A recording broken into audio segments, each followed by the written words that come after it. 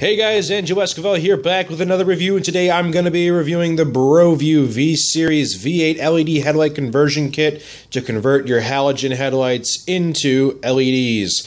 Now, this particular set claims to have some pretty incredible specs. We'll go over that in just a moment, but just remember that none of these specs on any of these LEDs have ever been independently verified, so it's really completely a gamble in terms of whether these specs are accurate or not, but let's go over them nevertheless.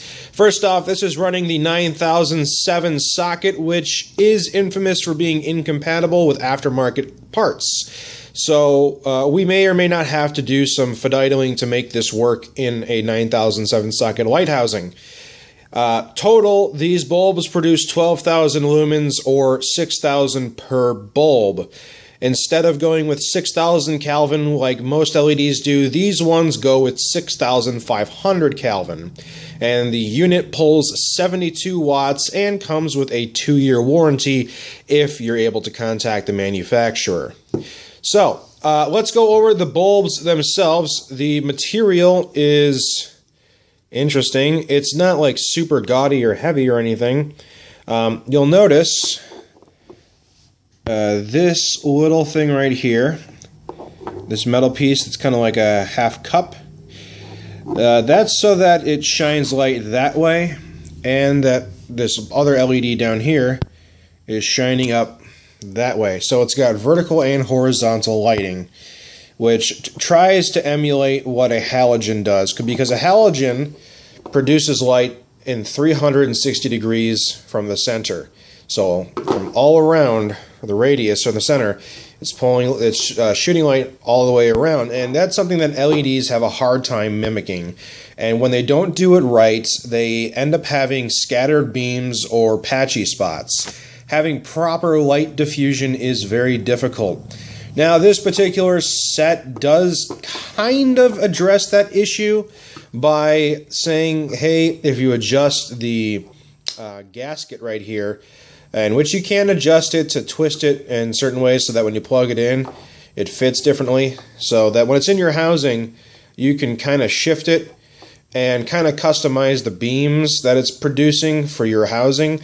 Because what I see a lot of LEDs doing is they have either a good beam pattern for the most part on the low beams, but when you put the high beams on, instead of shooting for throw distance down the road, it just widens the angle of the beam, which is problematic. And this is trying to solve that issue by trying to tell you, hey, you need to adjust it to focus it from going wide to a little more narrow.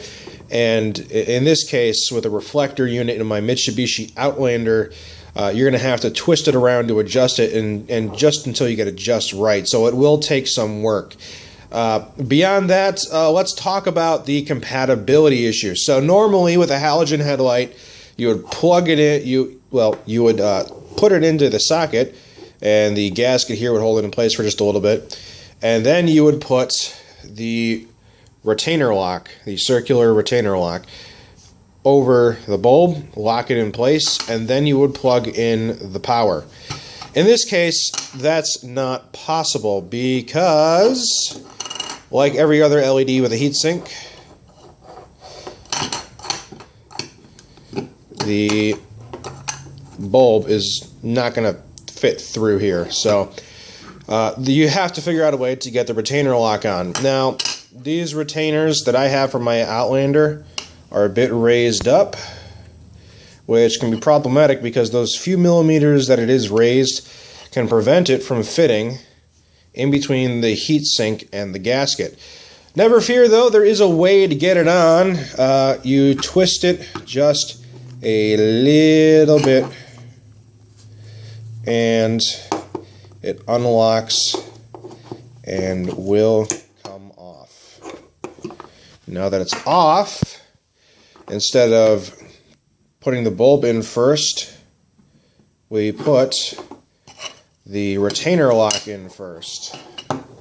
And I'm sorry, I'm doing this with one hand here, so it's a little difficult here. And that's how you would get the retainer lock back on.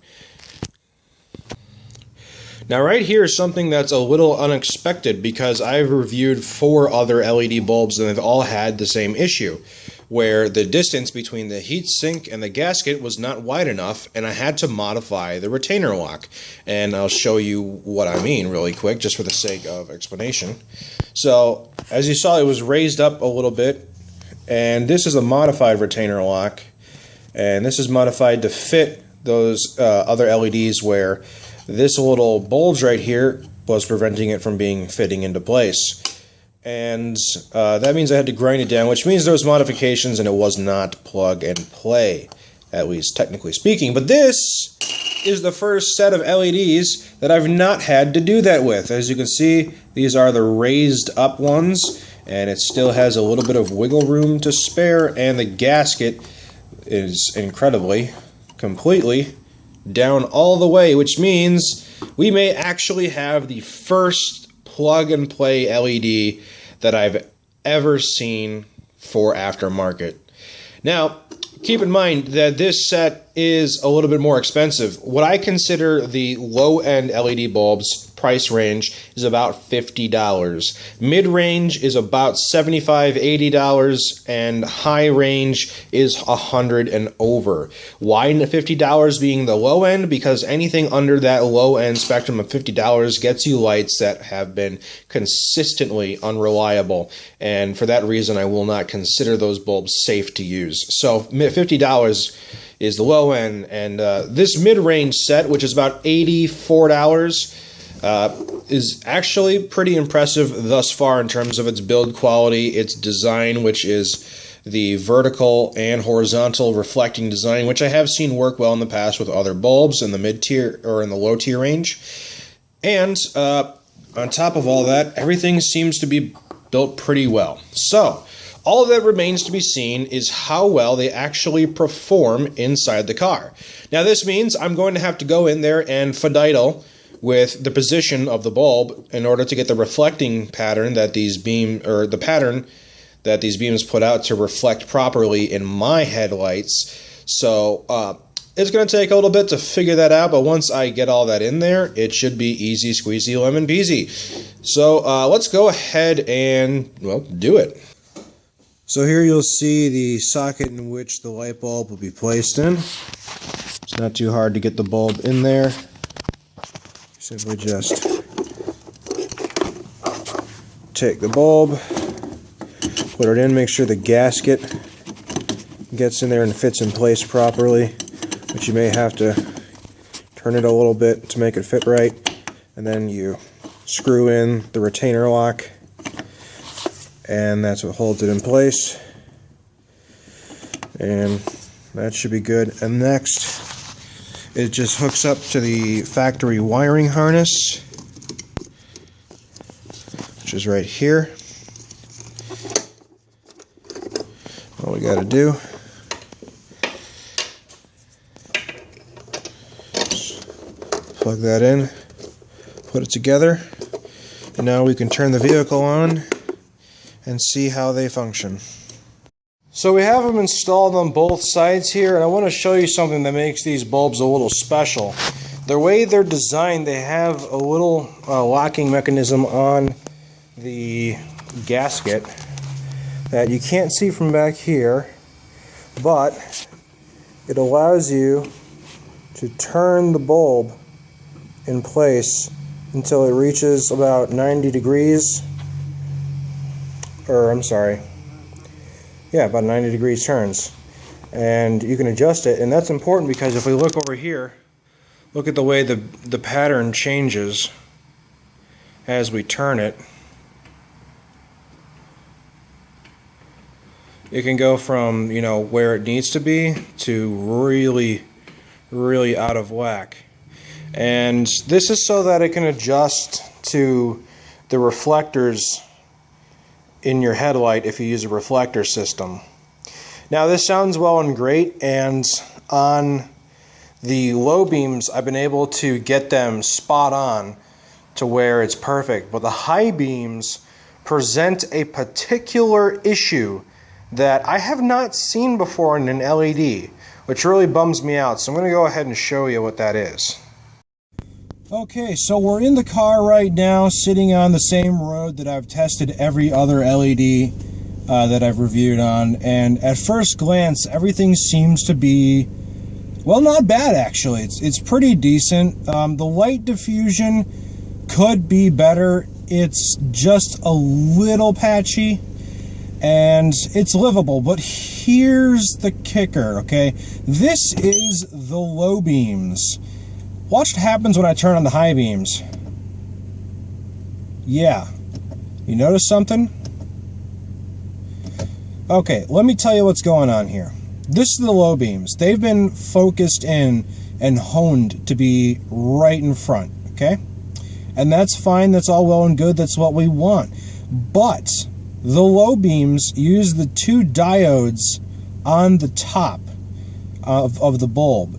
The two diodes on the bottom of the bulb don't have reflectors, so they're actually producing light in a completely different direction. So when I change it, instead of having light directly in front of us, which is what we tuned the low beams for, we have the lights jutting out the sides, so the very left and right, instead of up and down, inside of the reflecting headlight unit. And this is sort of what it's supposed to do, but here's the thing. The reflectors in the cars don't do very well with this. And it's relying on the reflectors to do diffusion and projection of the beam distance rather than the bulb's design itself. So this means we have light on the left and right of us, but nowhere in front of us, which is really bad because this is a low beam. This is a high beam. The high beam is supposed to extend the usable distance in which you can see. These bulbs do not do that at all. Here's the thing. I decided that maybe my car's headlights were not working right. Maybe it was just the design of my headlight unit. So this is a Japanese vehicle. We decided, okay, let's try it in a different 9007 vehicle, and we did. And it was an American-made vehicle in a minivan that uses 9007 headlights. Well, we found that the results were even worse in his car, my friend's car. And we're not quite sure why it's worse, but it really was. So we're left with this really bad excuse for a high beam. This is high beam, that's low beam. So let's take a drive, since we always take a drive to show what's going on here. So we're going to go down this road here, and we're going to be led into an area that has no lights.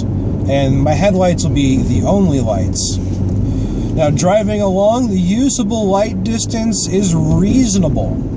Not as good as my stock halogens, which is unfortunate, because my stock halogens are, well, for me, are Sylvania Silver Stars. Not the Silver Star Plus, but the Silver Stars, which are about 15 to 1700 lumens.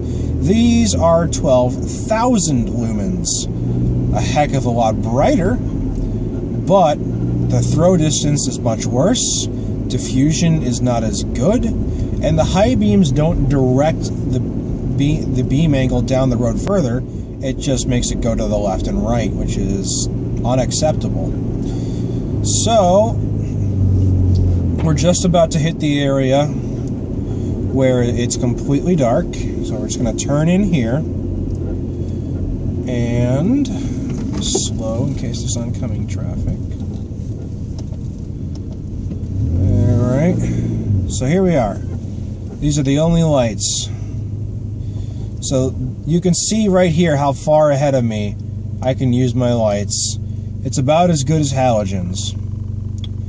So we turn on the high beams. Uh-oh.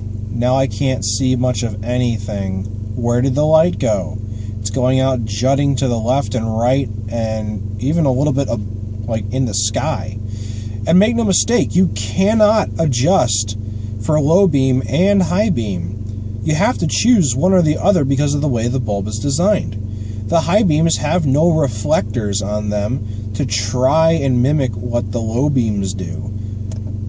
Overall, the design is just not functional. It's not practical. It doesn't work, which is really disappointing because this is one of the most well-built sets I've seen. And it is insanely bright. If I take the bulb out and take a look at it, it'll blind me instantly every time. Way, way brighter than my halogens, and yet they don't perform as good as my halogens. So, some might argue we'll just use the low beams then. That's not what this is designed for. It's advertised as low and high beam, and it doesn't do what a high beam is supposed to do. This low beam is the best low beam I've used in a while. It definitely does the trick, but it's nowhere good as my halogens, which is really disappointing. And my Sylvania Silver Stars I can get for $20 on Amazon, and some might argue the Silver Stars don't last nearly as long, but I've used Silver Stars for over a year or two without having any of them malfunction on me. And it really, with halogens, the key is really just installing them properly and not touching the light bulb itself, because then you get oils from your hands on the bulb, which will inevitably destroy it. So that's why you got to be careful as you install it. But if you do it right, then they last a pretty decent amount of time. Now these bulbs, all these LEDs claim a lifespan anywhere from 25,000 to 50,000 hours, which theoretically is true. The diode, but everything else is not necessarily the case. The fan, the heat sink, everything else involved with the system could be completely susceptible to failure before the diodes. So, once again illustrating, this is low beam, this is high beam. Low beam, high beam. Low beam, high beam. And this is not a low-end set. This is low-end, like I said before, is about $50. This one's about $85, give or take a dollar or two. So, it's actually really disappointing because I honestly thought that this set would be the one to do it. But unfortunately, it looks like I'm going back to my halogens again. So this makes LED bulb number 5 that did not work as advertised.